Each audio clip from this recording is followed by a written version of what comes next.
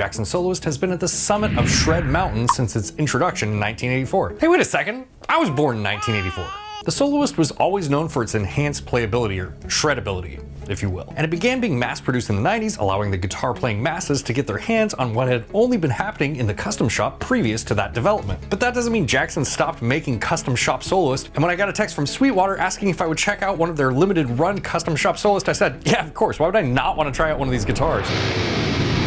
Now with that being said, custom shop guitars are out of reach for most guitar players. Making a video about them doesn't really do anyone any good without context. So in this video, what I want to do is I want to go through the specs on 3 very different Soloists, as well as put them on the bench per usual to get more context on what makes the custom shop special. But really, as I think you will see in this video, what makes the Soloist series special in general. Now to get the disclosures out of the way, 𝗦ci𝗰𝗋 is sponsoring this video. They did send me this guitar, but I don't get to keep it. Although I kind of feel like they sent me this specific guitar to try to bait me into buying it. I mean, look at it. It's beautiful. These Jackson Soloist Tangents are custom shop guitars and they are exclusive to 𝗦ci𝗰𝗋. There's a very limited amount of them, and in the time it took them to send me this guitar, over half of them are gone already. But I do know this will not be in the price range for the vast majority of players and is really more suited for serious collectors. I mean, these guitars are up at the top tier of what Jackson produces. But the thing that I think that benefits the majority of you is we can look at this guitar being the top tier guitar that Jackson produces and compare it to the others, and then you'll get a better idea of what kind of guitar you should be buying depending on your needs and your budget and so on. So I have 3 guitars for this video: an X series Soloist, which is the entry into the Soloist series. If you want the JS series, they have the Dinky, and this guitar has been played heavily. And while this might not give you an idea of what it would be like new, it will give you an idea of what kind of abuse this can take.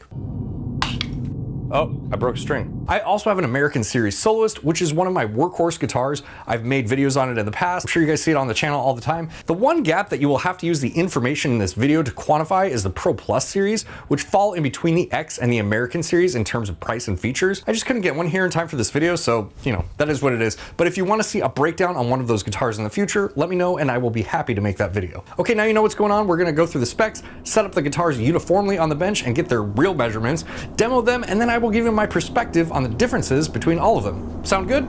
Cool. This is a Jackson X series Soloist. This particular one is an SLATXMG model. Bear with me on the specs since these are discontinued and harder to find information on. It is a neck through constructed guitar with a 3-piece maple neck with graphite reinforcement. It has mahogany body, or wings really, and a rosewood fretboard. Now it's worth mentioning that these woods aren't nearly as common on the X series guitars now. The X series now usually has poplar and laurel, but I digress. It was crafted in Indonesia and it features Jackson's speed neck profile, a 25.5-inch scale with a 12 to 16-inch compound radius, 24 jumbo, most likely nickel frets, black binding, piranha tooth inlays, and comes equipped with a Floyd Rose special tremolo and EMG 81 and 85 pickups. And when these guitars were new, they came in at $699. Okay, so a few things about this guitar and all the setups we're going to be doing before I get into it. I am tuning all of these guitars to the normal tuning I use, which is C standard, and I use Stringjoy 11 through 56. This is a custom set. You can pause the screen right there if you want to see what I'm using, but this is what I always use for C standard, and I want to answer this question that I get quite a bit. I actually landed on this set and these specific gauges because when you put it into Stringjoy's tension calculator, the overall tension is almost the same as a pack of 9s in E standard, and because of that, I don't often have to do much truss rod adjusting. So, you know, it's a nice little bonus. The other thing I want to say about this guitar is this guitar does have EMGs in it. We're going to test the output on these pickups, but a lot of these X series Soloists don't come with EMGs anymore. And luckily, I was able to find a set of the Duncan designed pickups that I pulled out of my X series Kelly. These are the HB103 Duncan design pickups. So I will test the output on these, so that way if you are, you know, interested in one of the X series Soloists and they happen to come with the Duncan design pickups, you have some frame of reference.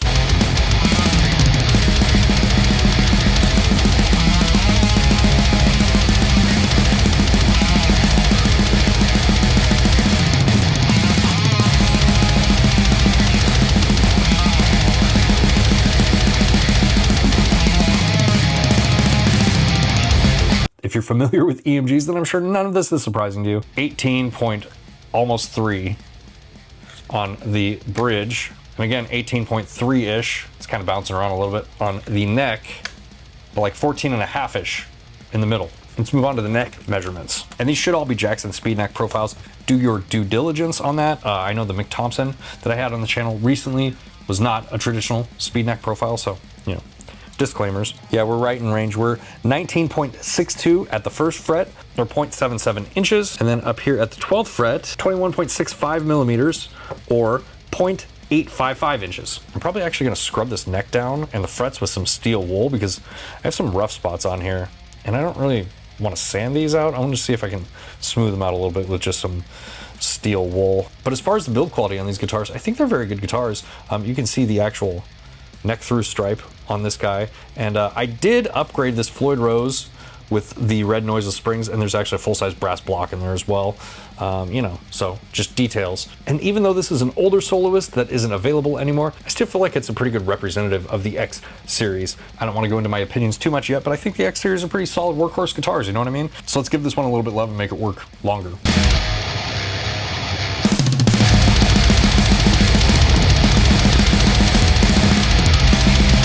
Okay, I lost the footage where I was explaining what happened here, so I'm just going to do this voiceover to explain it. Basically, as I was getting into this, I started finding more and more burrs and flat spots, and I just decided, you know what, I'm going to crown all of these frets. They really just needed it, so, you know, the more I got into it, the more I realized I just had to do the whole guitar. And you see this guitar moving quite a bit. You know, this is sped up really fast, so it's kind of funny watching it back because it looks like this guitar is moving all over the place, but, you know, in real time, it wasn't really moving around that much, or didn't feel like it at all. Here I'm scrubbing the fretboard and the frets with steel wool, not only to polish up the frets, but to remove a bunch of gunk that was on the fretboard. It was pretty nasty. And then I'm reconditioning it with the F1 here.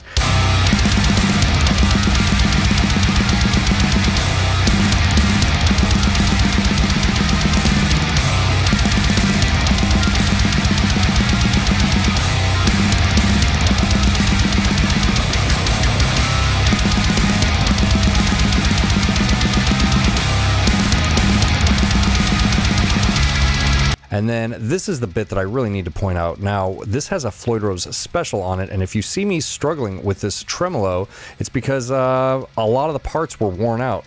This guitar is old and it's been played a lot, and this is one of the downsides of having a Floyd Rose special tremolo, is these parts just wear out. You will see the results of this more later in the video, but in this bit here, I did have to replace one of the intonation screws because it's stripped out. And one of the things I would suggest if you buy a guitar with a Floyd Rose special, besides replacing the whole thing, which can be kind of, you know, cost prohibitive, is just to have extra parts for these things laying around, because nothing is worse than when you're changing strings for a band practice or a show or something, and one of these things strips out, and then you have to order one and wait for it to show up.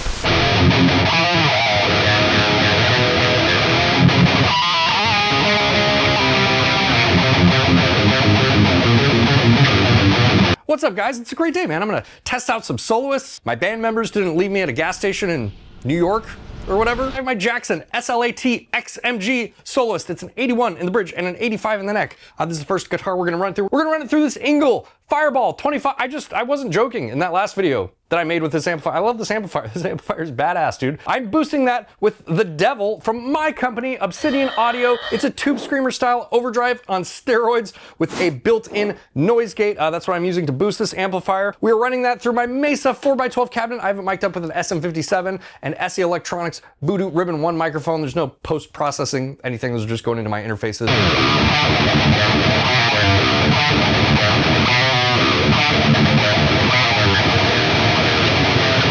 You know, now that I have this guitar set up and I've like recrowned the frets and everything, and really just, I've never gone into that detail with this guitar. A, because when I first bought this guitar, I hadn't been setting up guitars every other video and I didn't have as much practice doing it. I'm much better at it now. It's weird. It's weird how that works. You know, practice makes perfect, I guess. But after doing that really thorough setup on this guitar, I actually have a little bit of a higher opinion of it. You know what I mean? The X series guitars are really good for the money, man. You know, we haven't made an Indonesia guitar. It's neck through. It's got the bones of a Jackson Soloist, you know? It just needed a little bit of love. These are mass-produced guitars. They are not guitars that are coming from the USA shop or the Jackson Custom shop, as we will get into later on. And the quality of the setup is going to vary from each place that they come from. But, you know, if I'm trying to be objective here, I would just say that the X series guitars would benefit, even brand new, from getting it set up by someone who has some skill. Or like if you purchase through Sweetwater or whatever, they have that plect thing you can do with it, you know, to like make sure all the frets are level or whatever it does. Probably beneficial for those types of guitars if you can afford it, you know? If not, you know, just buy one and practice yourself. I don't know.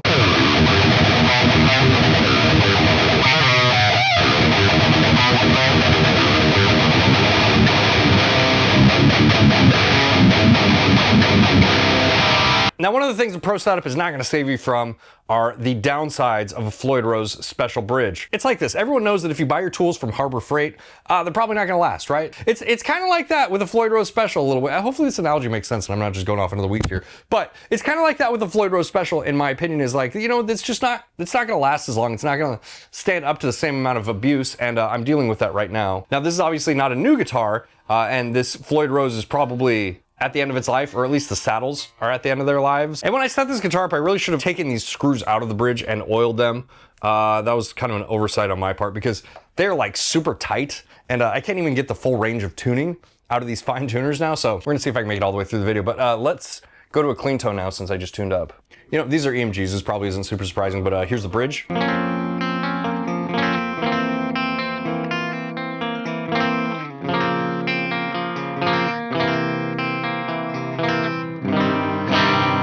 The middle.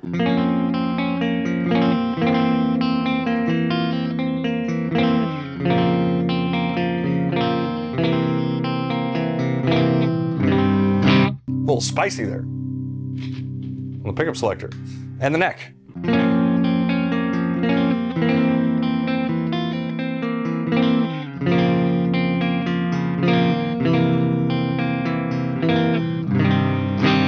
You know, it sounds like EMGs.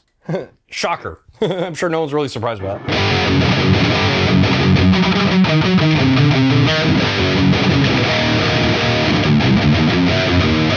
Yeah, man. This guitar sounds really good. It plays really good too, and that's why I say, like, the X series are great.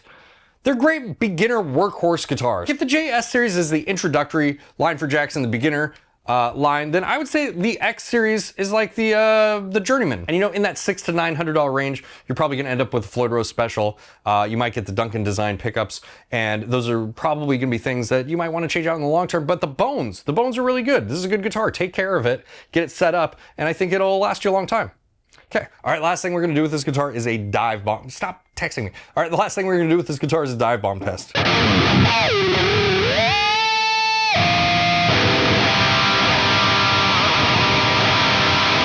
See if I can even get this thing in tune. Oh, this actually is a great illustration of what I've been talking about with Floyd Rose specials this whole video. This string did not break, it actually slipped out of the saddle. The reason this string slipped out of the saddle on that dive bomb is these metals are so worn because they're softer. They just can't tighten down on the string in a way that's gonna hold it through those intense sort of dive bomb sessions, which is kind of why you buy a Floyd Rose, right? Like, you want to do whammy time. I mean, maybe not always, but you want to be able to do it when you want to. And yeah, Floyd Rose special, you know, this is the downside of this. Now, again, grain of salt, because I've used this guitar a lot. This is a well-worn Floyd Rose special, but I also feel like that's a great illustration of what will eventually happen to these things and why the 1000 or the originals cost more money. This is why, because better materials. Yeah, let's go to the next guitar here. This is a Jackson American Soloist. It is a neck-through constructed guitar with a 3-piece maple neck with graphite reinforcement. It has an alder body, and it was crafted in the USA at Jackson's Corona, California facility.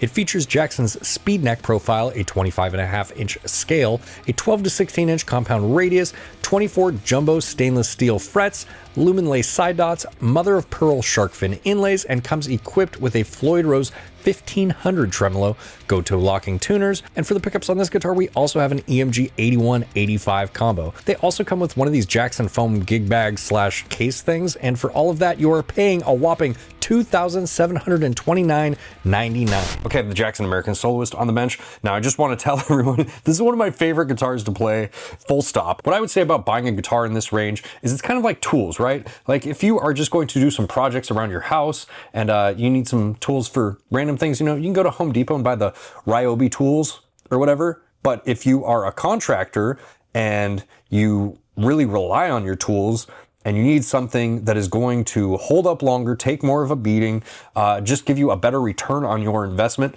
over the long haul, you're probably going to get, you know, the higher end DeWalt tools. I don't know if that analogy makes any sense to any of you, but that's just kind of the way I think about it. I think that when you start looking at guitars in this price range, it does kind of become a thing of like, how much am I going to use this? Am I going to get that value out of the guitar? Or maybe you're just one of those weekend dads who likes to work on your garage, but you want nice tools. There's nothing wrong with that either, but I'm just trying to give you some perspective, you know, from my point of view. So the other thing that I want to do here real quick that I forgot to do with the X series is I want to measure these Duncan designed pickups just in case, you know, you're interested in an X series guitar and you're curious about the pickup readings from these pickups. This is the H103 neck pickup. And we're at 7.44 for the H103 neck pickup. Let's check the bridge pickup. And on the H103 bridge pickup, we're at 16.54. So there you go. These are a little bit older, but they're measuring exactly within the specification that Seymour Duncan lists on their website for them. So, yeah.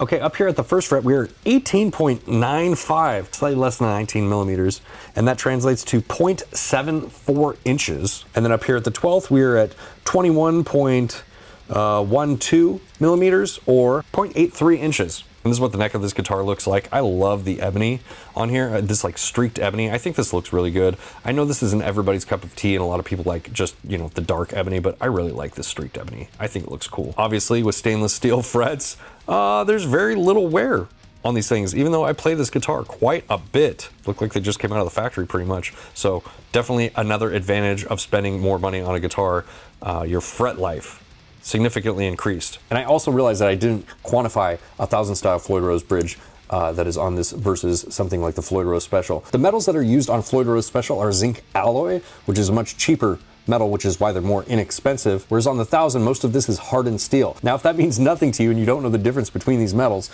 I would say definitely watch an episode of Forged in Fire.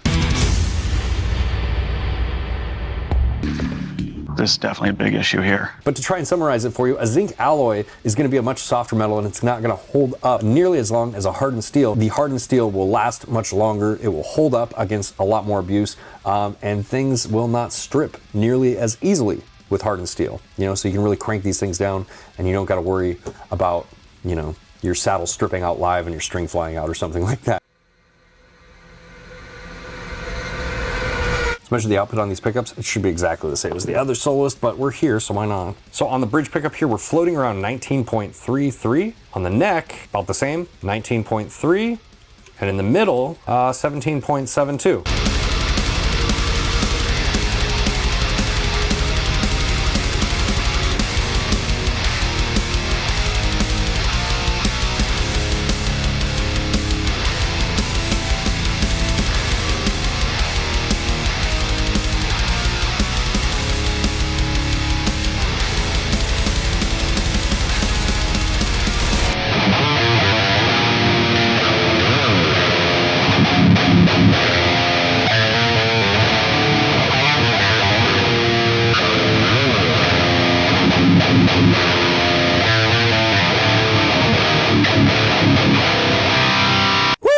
This is my Jackson American Solo. I think that's what it's called, Jackson American Soloist. God, I'm fucking this up right now. This is my Jackson USA made Soloist. It's badass, dude. This is my main workhorse guitar for a lot of things. Now, a few noticeable upgrades that we have on this guitar.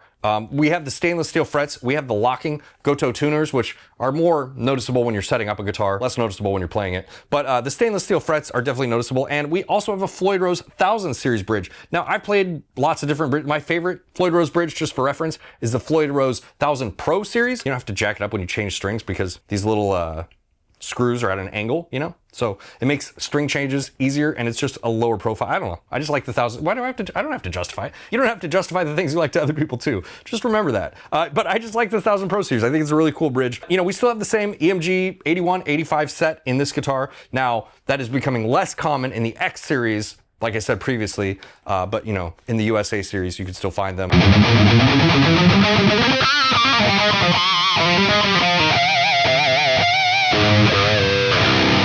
I might be drinking the Kool-Aid on this. I don't know. Let me know your experience in the comments on this if you've experienced this as well. But I feel like with this guitar, it doesn't feel as tight. It feels like the strings are easier to bend. It feels like the action is lower, even though I went to great depths to make sure that all of the guitars have the same exact setup. They all have the same exact amount of action, the same exact amount of neck relief, everything. You know, it feels different in the hands. It feels, and you know, again, I'm very familiar with this guitar. I play this guitar the most. A massive grain of salt on that, okay? I do use this guitar quite a bit. You know, there's a reason that I use this guitar quite a bit. Let's do a clean channel and then we'll do a dive bomb test, okay? It's probably not gonna be too dramatically different. It is, these are way hotter. I don't think they're closer to the strings. Oh, duh, I have my boost on. Bridge.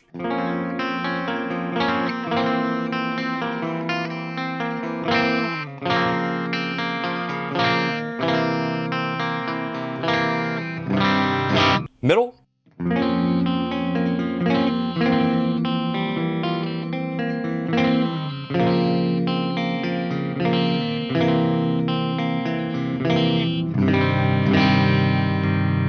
Neck.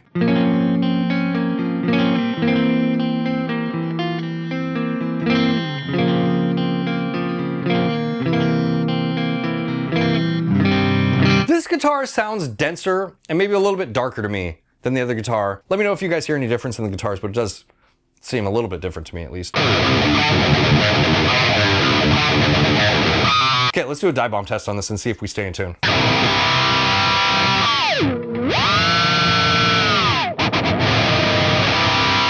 Yeah, it went right back to center, and again, that's the thing about the better metals on the Floyd Rose 1000 series and even the original series for that matter. They're just gonna last a lot more dive bombs. Eventually, with the special series, enough wear and tear on it, when you do those dive bombs, they're not gonna return back to perfect pitch every single time. Anyone who has toured with one, you can probably relate to this, but you do that thing where you're playing and you're like, oh, it's a little out. You gotta like, mess with it to get it to go back into tune. Okay, let's move over to the last and definitely the most expensive guitar in this list, the Sweetwater exclusive Jackson Custom Shop Soloist. This is the Jackson Custom Shop Tangent Series Soloist, which is exclusive to Sweetwater. This one is in the British Racing Green finish, or the British Racing Green finish. It is meant to emulate the shred guitars of the early 90s and late 80s. It is a neck-through constructed guitar with a single-piece caramelized maple neck with graphite reinforcement. It has an alder body and a nitrocellulose lacquer finish, which you will notice when you get up close and see all of the finish checking from when they relicked this guitar. It's really, really striking in person, and I hope this video does it some justice over YouTube. It was crafted in the USA at Jackson's Corona, California facility. It features Jackson's speed neck profile, more on that later, a 25.5-inch scale with a 12 to 16-inch compound radius, 24 jumbo stainless steel frets, lumen lace side dots, and ivoroid, why is that word so hard to say? Ivoroid binding, which is a synthetic ivory, mother of pearl shark fin and piranha tooth inlays, and it comes equipped with the heavily relicked Floyd Rose original tremolo. Again, look at this, it's just really beautiful. Goto tuners and bare knuckle Holy Diver Alnico pickups. They also come with Jackson hardshell flight cases, and for all of that you are paying a staggering $5,999.99. And finally, the guitar that I've been waiting for at least, the Jackson Custom Shop. This one's gonna be fun. Now, for those of you that ask me about adjusting the neck on a guitar when you gauge up strings or whatever, I probably mentioned this before in this video, maybe even. One of the reasons that I use this custom set of Stringjoy strings is I use their tension calculator. I tried to match the same tension that you would get in E standard with 9s with this gauge of strings. We'll see. We'll see if I need to adjust the tension on this neck at all, because this is in E standard with 9s as is.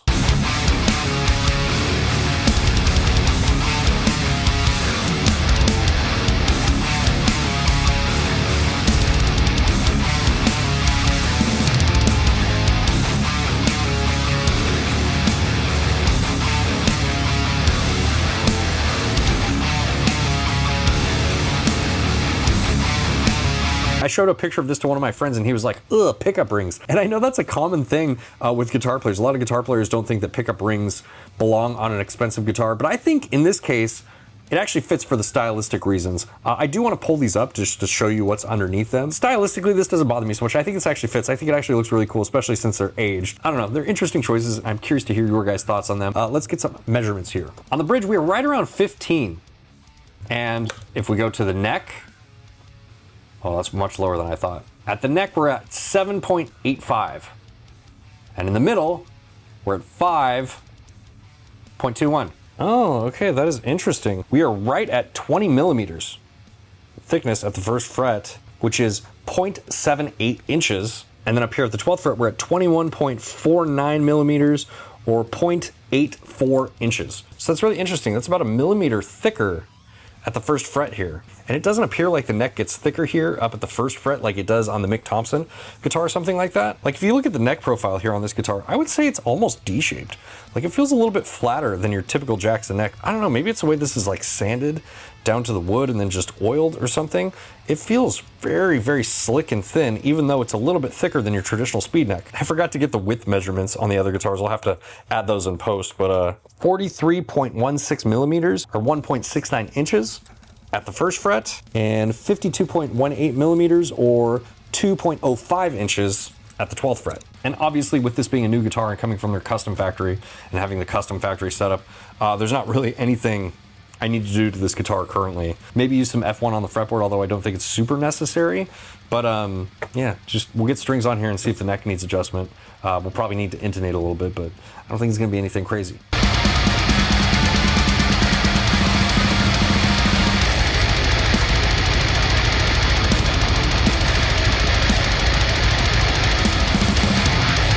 I'm getting a little ahead of myself here. I told you we would see what's under these pickup covers. Sorry, sometimes I lose track of what I'm doing.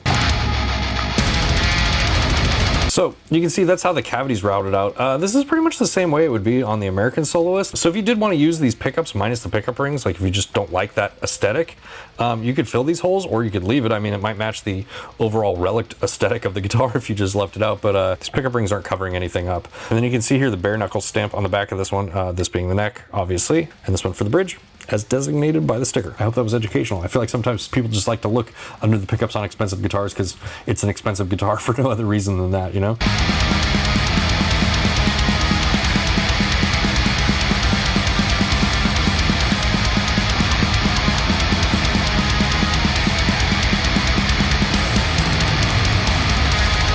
Okay, like I was saying earlier about the string tension and everything, let's check that theory out. It is mostly level. I mean, it's just very slightly raised, and I probably will fix that because it bothers me a little bit, and it gives me an opportunity to show you the rear cavity and what's in there. But you can see it's just a very, very small amount, and that's what I was saying about matching the tension on these. Since they are matched to 9s and E standard, I don't have to do much in the way of adjusting you know, the tension on the bridge or let alone the neck. But speaking of, I do have this guitar tuned now, so I can check the neck, and let's see if that statement is accurate. And we have just a hair of relief in the neck. Let me get a feeler gauge. And shame on me for not checking this before I change the strings, because then I would know if it changed or not. But I would bet that this is probably how it came out of the factory. Like usually necks aren't perfectly flat. They have a little bit of relief in them. So this is about 0.35 millimeters or 14 thousandths of an inch. I think I'm gonna tighten this a little bit just to get it perfectly flat. I mean, we could probably live with this and it would be fine. But ooh, this truss rod is like so silky smooth to turn. Like I can tell there's tension on it, but turning it's so smooth. Just a scotch more. Like I could probably go without this little tiny turn, but why not? And there we go. Now we are perfectly flat. Tension matching your strings is not gonna do though, is you're still gonna need to intonate. And with a Floyd Rose, that's unfortunate. It just is what it is. Okay, get a load of this. They even aged the springs back here, look at this. It's just such a crazy amount of detail. Also it says 8156 here. I'm not sure what that's about. That's just like part of the relicing or what. You do have these anodized brushed metal plates like you would have on the other Soloist. I think that's worth mentioning because, you know, you wouldn't find these on like a 90s guitar. So this is, you know, a little upgrade, but just FYI. We should probably take this one off too, right? I mean, we're here, why not? What am I doing? Could be in here, I might as well just show you everything, huh? This wasn't as exciting. There's the control cavity. So much room for activities in here. I just figured we might as well look, right? We're here.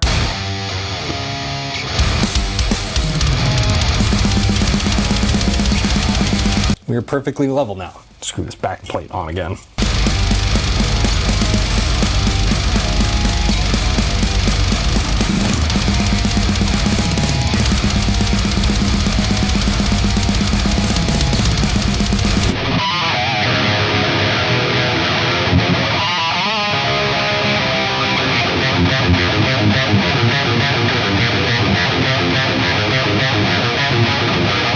This is the Jackson Custom Shop Tangent Series, the Sweetwater exclusive Jackson Soloist. Now this is over twice the amount of money as the USA made Soloist. This guitar comes in at $6,000. I want to give you my perspective on why this guitar is that expensive later on in the video, and even like, you know, if you guys have opinions on that, I would love to hear them, but I'm just gonna give you, you know, my thoughts on that and why I think that is. But I wanna go through this guitar first and do the rundown on it. This guitar does feel a little bit different in the hands. Now, like we saw with the measurements on the bench, the neck is a little bit thicker than the traditional speed neck profile, but that doesn't mean that it's in any way, it's still a very fast neck, and it really is aided by the fact that it's just a bare neck. Like, this just feels so buttery smooth in the hands. It just feels quite a bit different.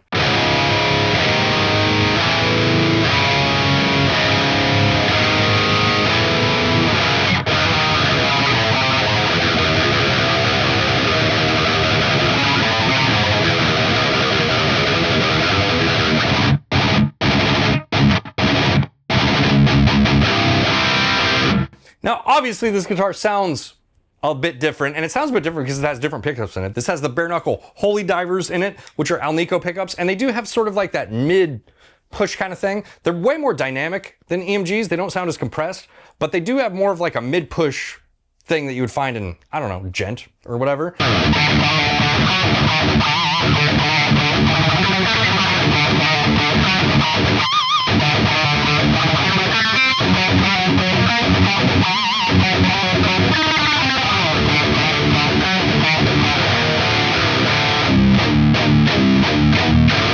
They are more in range of that than something like an EMG that we saw earlier. With the pickups being said, let's hear them on a clean channel. Here's the bridge.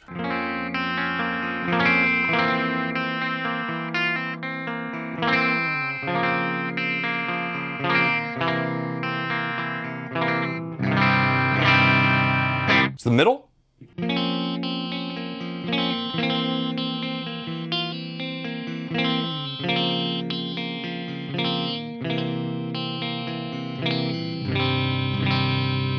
Here's the neck.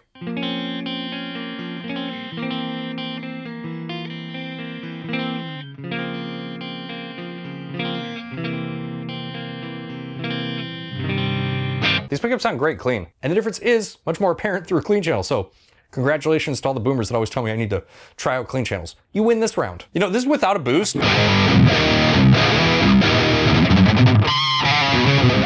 And I feel with those dynamics, we are getting more low end. So it's definitely something that I would want to boost to kind of cut out that low end. I mean, you could dial it in on the amp too, but you know who I am and what I do. Come on.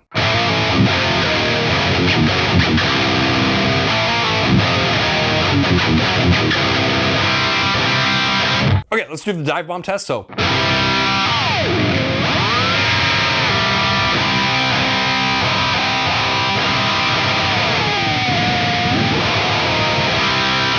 Yeah, it's returned to perfect every time. It's kind of what I expected. Again, you know, these are newer guitars. The Jackson Soloist that I just played, the USA one, that does have a lot of miles on it as well. Not so many live miles. I have played that guitar live. I have gotten sweat on it, but not nearly as much as the X series before it. Again, I'm just trying to give you context here for the things you're seeing. It's worth upgrading a special. I'll just put it that way.